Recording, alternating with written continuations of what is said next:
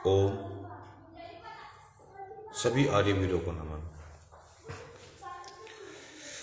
जैसे कि मैं पहले भी बता चुका हूँ, कश्मीर फाइल में जो दिखाया जा रहा है, जो समझाया जा रहा है, वो मात्र मनोरंजन के लिए नहीं है। आज एक वीडियो मैंने देखी, आपने शायद मूवी ना देखी हो ना देखी हो तो देख लेना, क्योंकि किसी दर्द को समझने के लिए पहले उस दर्द की तरह जीना पड़ता है। उस मूवी में, उस फिल्म में एक दृश्य आता है, एक दूरसंचार विभाग में काम करते थे, उनका नाम मैं भी क्षमा चाहता हूँ,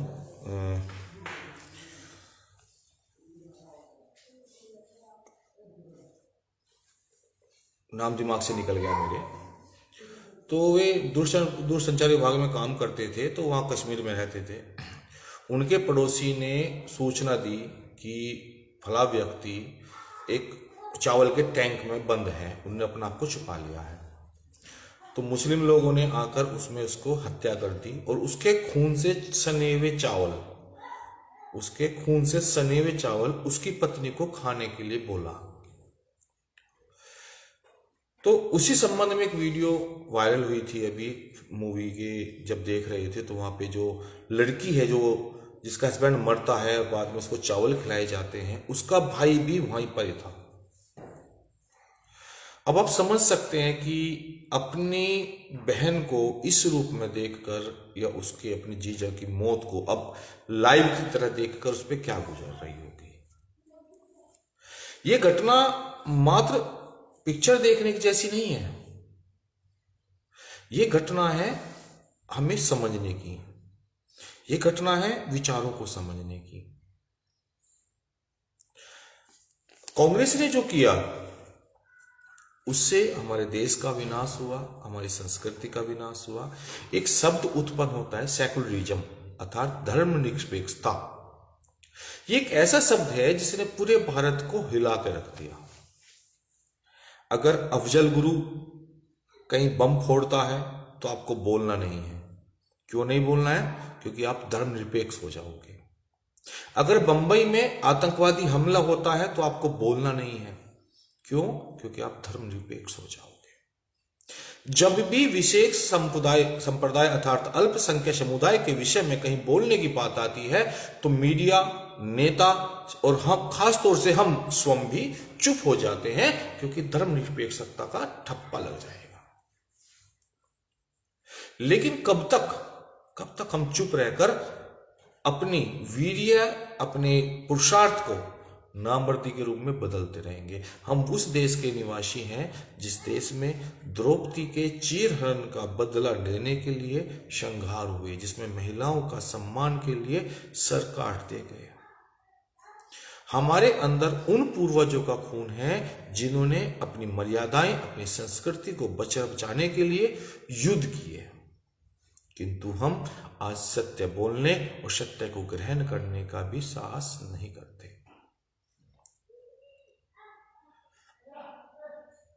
आप देखिए कि हमारे 1990 में जो कांड हुआ, जो नरसंहार हुआ, उसके दो बड़े चेहरे,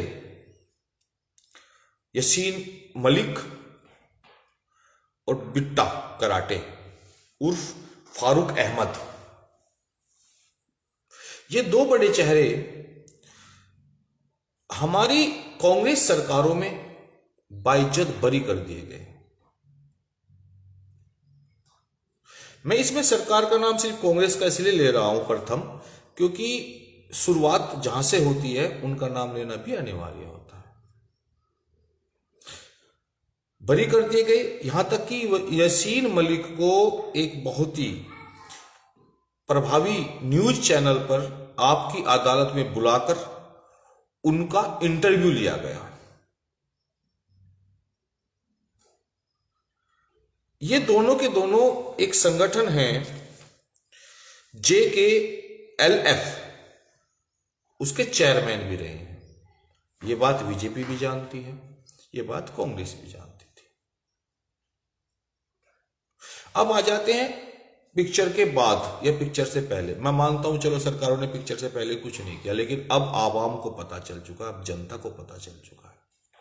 लेकिन दुख इस बात का है कि जनता को पता चलने के बाद भी एक बड़ा आंदोलन नहीं खड़ा हो पा रहा। आप जानते हैं कि अल्पसंख्यक समुदाय के नाम पर हर साल भारत सरकार, इसमें बीजेपी की बात करता हूं मैं, बीजेपी जो है हर साल लगभग इसी साल आपका 2000 कौन से साल था ये, हाँ 2020 और 21 का बजट 5029 करोड़ रुपए का अल्पसंख्यक समुदाय का बजट इन्होंने अलग से निकाला कि इतने लोगों इतने रुपए अलग निकाल दिए जाएं अल्पसंख्यक समुदाय के नाम पर। इस बार 329 करोड़ रुपए एक्स्ट्रा बढ़ाकर दिए गए अल्पसंख्यक समुदाय के नाम पर। आप जानते हैं अल्पसंख्यक समुदाय के नाम पर सुविधाएं दी जाती है, जैसी सुविधा उनको स्कूल की सुविधा, उनके मदरसों को आधुनिकीकरण करना, उनके बच्चों को छात्रवृत्ति देना, प्रत्येक मुस्लिम लड़की की शादी में 51,000 रुपए शादी का पैसा।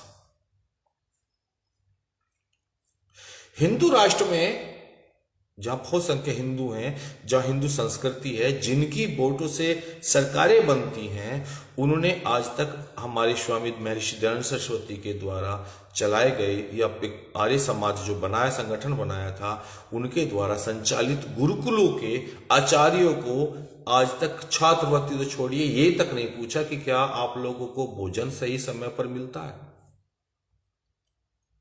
आप लोग संस्कृत पढ़ाने के नाम पर आरक्षण से भर्ती हुए लोगों को भर्ती कर लेते हैं। वे लोग हलंक तक नहीं जानते और हमारे गुरुकुल के व्याकरण आचार्य जो ऋषि परंपरा से गुरुकुल में पढ़ते हैं, वे अपना भरण पोषण दान पर करते हैं। आप 50-50 हजार रुपए महीना मुल्ला मौलवियों को देते हो, आरक्षण से अनपढ़ लोगों को देते हो, लेकिन क्या कभी किसी सरकार ने, खासतौर से कांग्रेस का तो मैं जिक्र ही नहीं करूंगा, लेकिन क्या बीजेपी सरकार ने भी हमारे गुरुकुलों को किसी प्रकार की आज तक सहायता पहुंचाई? क्या हमारे गुरुकुलों के आचार्यों को धार्मिक ग्रंथ पढ़ाने हेतु कोई छात्रवृत्ति या कोई पैसा दिया गया? दिल्ली में मौलवियों को 18-18, 12-12 हजार रुपए तनख्वाह दी जाती है। आप देखिए कि 30,000 रुपए छात्रवृत्ति भारत में प्रत्येक मुसलमान के लड़के को, पढ़ने वाले को दी जाती है। जो हॉस्टल में रहता है 25,000 रुपए उसको दी जाती है जो घर पे रहता है। क्या गरीब सिर्फ मुसलमानों में है? हिंदुओं में गरीब नहीं है। और कहे का अल्पसंख्यक समुदाय, अल्पसंख्यक समुदाय तो वो हो सकता है जो अल्पसंख्यक हो। अल्पसंख्यक तो हमारे देश में फारसी है। पूरे भारतवर्ष में फारसियों की संख्या 1,10,000 है। बौद्ध 84 लाख हैं। मुस्लिम 32 करोड़ के आसपास हैं। ईसाई 2 करोड़ 78 लाख हैं। सिख 2 करोड़ 8 लाख हैं। अब मुझे बताइए कि अल्पसंख्यक कौन है? 32 करोड़ वाले। और हिंदू, जिसको हम हिंदू कहते हैं, सबसे बड़ी प्रॉब्लम तो यहां पर आ जाती है कि हिंदू है कौन? एक बहुत बड़ा समुदाय आपने हिंदुओं से आरक्षण के नाम पर अलग कर दिया, दलित समुदाय कहकर।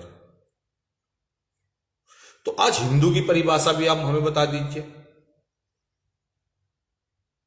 और यही कारण है कि कश्मीर से वे लोग निकाल दिए गए। आज तक 5 आतंकवादी, आपको याद होगा ये कश्मीर से, जब कश्मीर में मुद्दा चला था हिंदुओं को निकालने का, तो एक हमारे गृह मंत्री थे मुफ्ती मोहम्मद की लड़की को अपहरण किया। मुफ्ती मोहम्मद की लड़की मेडिकल कॉलेज में जाती है, स्कूल वहां प्रैक्टिस करती है। वहां से वो जब निकलती है बस में बैठती है, कुछ आतंकवादी उठा लेते हैं। गृह मंत्री थे मुफ्ती मोहम्मद जी, दबाव बनाते हैं सरकार पर और 5 आतंकवादी छुड़वाते थे हैं। अब्दुल हमीद, गुलाम नबी, जावेद, नूर मोहब्बत, अफ्ताब भट्ट, ये 5 छोड़ दिए जाते हैं। और उसी की लड़की, उसी मुफ्ती मोहम्मद की लड़की महबूबा कश्मीर में अलगाववाद फैलाती है। वर्तमान में भी देख रहे होंगे। एक पूरा सिस्टम है इन लोगों का, जो गृह मंत्री बनने के बाद अपनी लड़की का अपहरण का षड्यंत्र कर कर अपने आतंकवादियों को छुड़वाकर, और वही आतंकवादी 1990 में कत्लेआम करवा करते हैं, इन पर हिंदुओं को घर से निकालते हैं। ये सारी समस्याएं एक के बाद एक चलती आ रही हैं। सरकारें कश्मीर के लड़कों को 5-5 हजार रुपए महीना देने को तैयार बैठी है। पिछड़ा हुआ समाज, AK-47 चलाने वाले, पत्थर फेंकने वाले, टीवी पर यह खुलकर बोलने वाले कि मैंने 40 लोगों की हत्या की है, मैंने 40 हिंदू मार दिए हैं, बेगुनाह भटके हुए, ये कहकर छोड़ दिए जाते हैं। निर्भया कांड आपने देखा ही होगा। निर्भया कांड में सबसे ज्यादा क्रूर हत्या करने वाला वो छोटा लड़का जिसने निर्भया की योनि में राड़ दी थी, उसको नाबालिग कहकर छोड़ दिया जाता है। दिल्ली सरकार, केजरीवाल जी उसको पैसा देते हैं और एक सिलाई मशीन देते हैं, और उसको गोवा में बसने के लिए पैसा दिया जाता है। ये कंफर्म नहीं कह सकता कि वो गोवा में है किस जगह, लेकिन जहां तक मेरे सूत्रों से पता चला है वो गोवा में है। अगर कोई हिंदू इन आतंकवादियों में से किसी एक आतंकवादी को मार दे तो उसको फांसी दे दी जाएगी।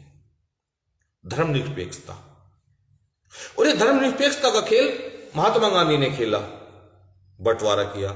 ये धर्मनिरपेक्षता के चक्कर में हमेशा हमको पीटा गया, मारा गया। और आज भाजपा जो हमारी खुद की सरकार है, जो कहती है कि टिक्का लगाकर कि मेरे को किसी ने ना बुलाया है ना मैं आया हूं, मुझे तो मां गंगा ने बुलाया है। जब मां गंगा ने आपको बुलाया ही है तो आपने आज तक एक विधान, एक आवाज, एक प्रधान क्यों लागू नहीं किया? क्या आपको यह नहीं दिखता कि अल्पसंख्यक समुदाय की लड़की को क्या मना आप शादी के दे रहे हो? क्या किसी गरीब के बच्चे हो नहीं होते? किस बिरादरी में गरीब नहीं है? हिंदुओं में अगर बिरादरी पे भी आ जाओगे तो क्या हिंदुओं में वे लोग नहीं है जिनकी बेटियों की शादी नहीं होती?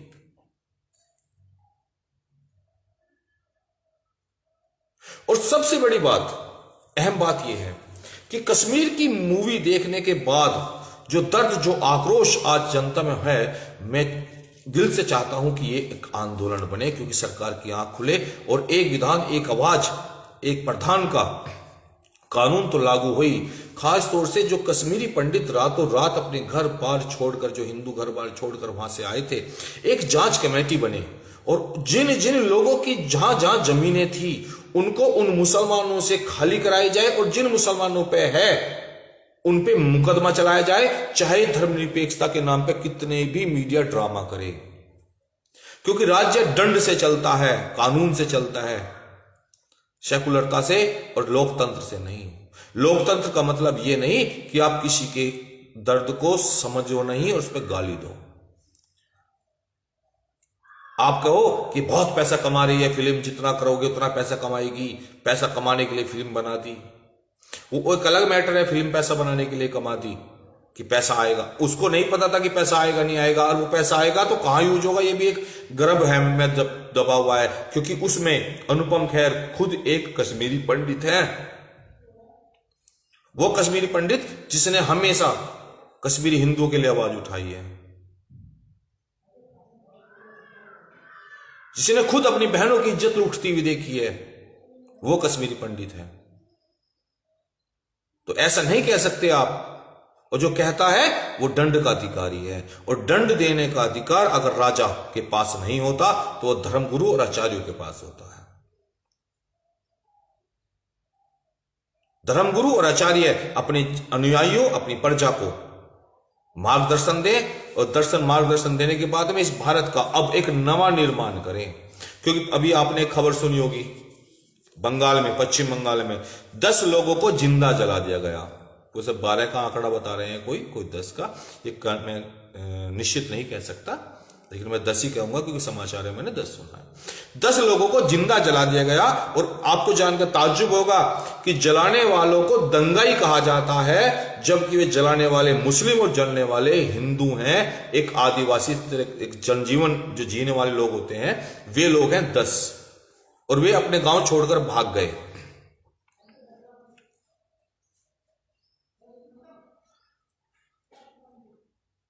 अभी कश्मीर पर फिल्म बन रही है, कहते हैं कि और फिल्म बनाइए फिल्म है, गोधरा कांड पे फिल्म बना दीजिए, पता चल जाएगी ट्रेन में कितने हिंदू जले थे।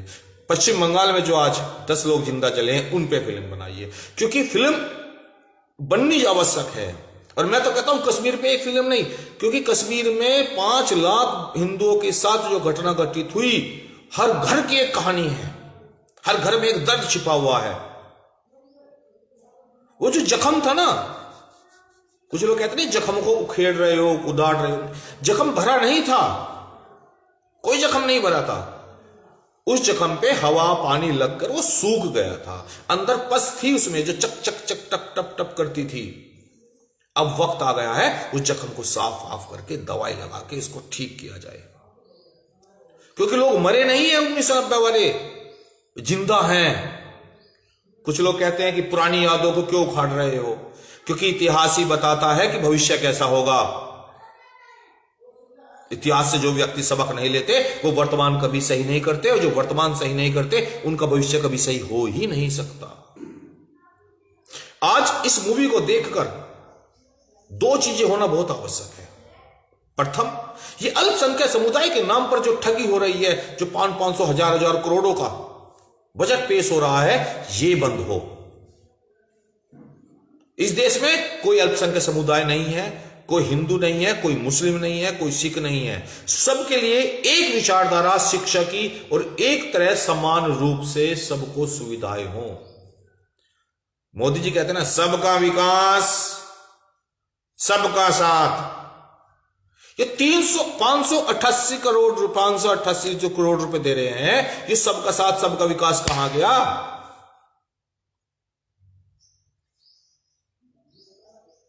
कितने दलित समाज चमारों में, झीमरों में, जट्टों में, बनियों में, गुजरों में, अगर आप जट्टों हिंदुओं को बिरादरी में ही बांट के वोट, जब आप इलेक्शन लड़ते हो इनको हिंदुओं को वोट बांटते हो, बिरादरी में बांटते हो, अब बिरादरी में बांटते हो तो इन बिरादरियों के हिसाब से देख लो विकास कहां का हो रहा है। फिर तो अगर आप करना चाहते हो तो मुस्लिमों की बिरादरी और सबकी, हिंदुओं की बिरादरी, सबकी बिरादरी के हिसाब से बांटो। ये सबका साथ सबका विकास कहां हो गया कि मुस्लिम तो एक,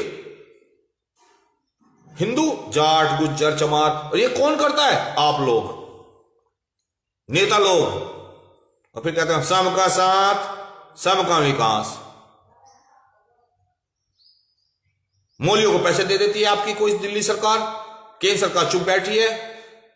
भारत में केंद्र सरकार मात्र एक कठपुतली है क्या? उसका प्रदेश सरकारों पर कोई जोर जबरदस्ती नहीं चलती, और जब नहीं चलती तो फिर आपने हमसे वोट मांगी क्यों थी? किस बेस पर मांगी थी?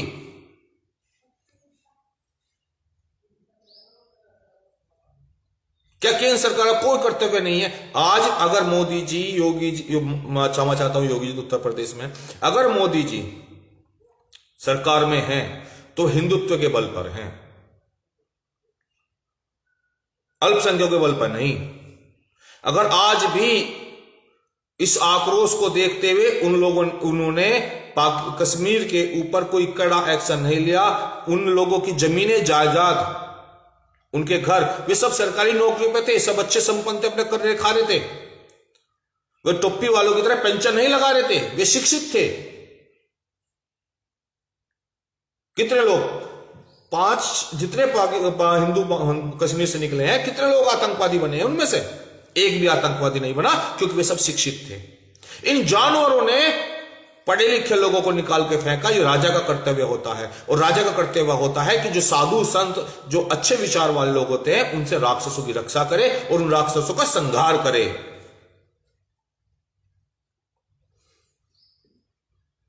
उन राक्षसों के द्वारा कब्जाई हुई इन संतों की, इन हिंदुओं की जमीनें इन्हें वापसी दिलाई जाए, और इनको आज नहीं मैं कह रहा कि अभी, लेकिन 1 साल के अंदर सरकार इतने कैडे नियम बना दे कि इन लोगों को वहां, मैं अगर कहीं नौकरी करता था तो मेरी किस चीज में नौकरी थी। एक एक व्यक्ति की जांच 1 साल के अंदर हो जाएगी, तो काम अगर आज शुरू किया जाए। और मैं कहता हूं कि सबको दोबारा ले जाकर वहां बसा दिया जाए।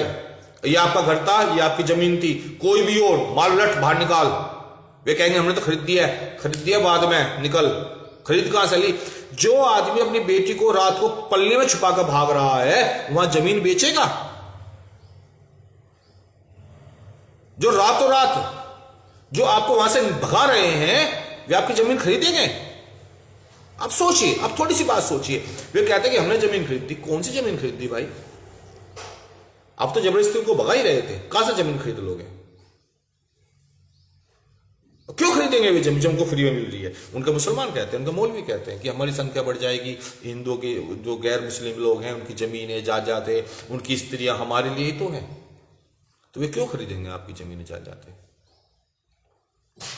जिहादी की मानसिकता और खासतौर से सरकारों द्वारा चलाए हुए उनके आर्थिक और उनको संपन्न बनाने के लिए जो कार्य किए जाते हैं, ये उनको मजबूत करते हैं। ये जो सेकुलर धर्मनिरपेक्ष, ये जो शब्द हमारे देश में चल रहे हैं, इनके पन्ने फाड़ फेंको।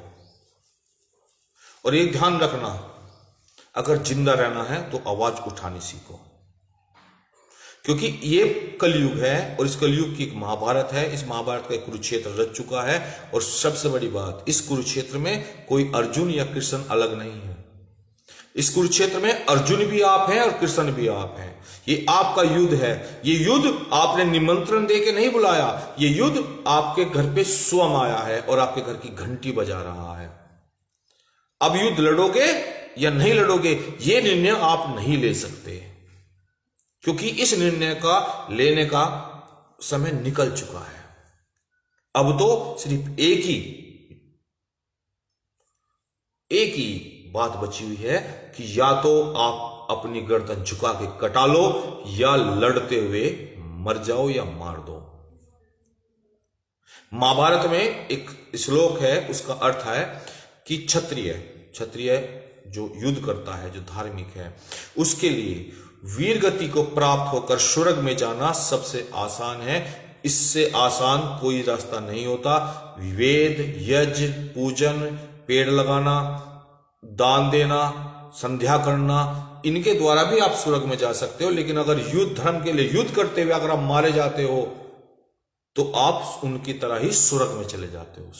स्वर्ग सबसे आसान तरीका, धर्म युद्ध में प्राण त्यागने के बाद स्वर्ग में जाया जाता है।